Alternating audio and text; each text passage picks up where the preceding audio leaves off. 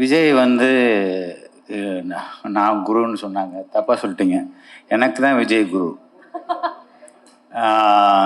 ஏன்னா எல்லா விதத்துலேயும், அதாவது தொழிலில் மட்டும் வேணா ஜூனியராக வேணா இருக்கலாமே தவிர, எப்படி ஒரு மனுஷன் ஒரு இயக்குனர் இல்லை யார் எந்த டெக்னீஷியனாக இருந்தாலும் எவ்வளோ கடுமையாக உழைக்கணும் அப்படின்னு எனக்கு கற்றுக் கொடுத்த குரு ஏஎல் விஜய் தான்.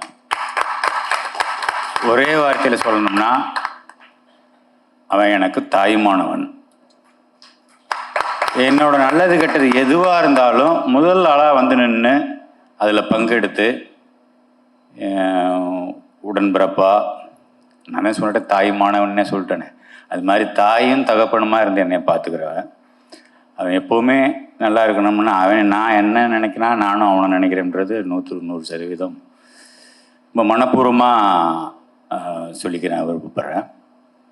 அப்புறம் ஹாரிஸ் 25 சந்தோஷம். தயாரிப்பாளர்கள், புதுமுக நடிகர்கள் 2 பேருமே. அதில் அந்த ஏதோ ஒரு டைலாக் சொல்கிறீங்களே, அந்த பொண்ணு அது நிம்மதியாக தூங்குன்னு சொன்னது, அப்புறம் நிம்மதியாக தூங்கி எழுந்தால் அது சரியாயிடும்.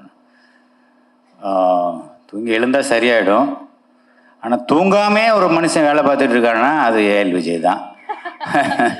அதே மாதிரி ஆர்எஸ் ஜெயராஜையும் கேள்விப்பட்டிருக்கேன். நான் அவர் கூட ஒர்க் பண்ணதில்லை, கேள்விப்பட்டிருக்கிறேன்.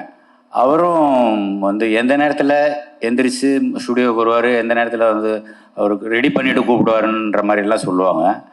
அவருக்கும் என்னுடைய முதல் வாழ்த்துக்கள். நடிகர்களுக்கு எல்லாருக்கும் முதல் வாழ்த்துக்கள்.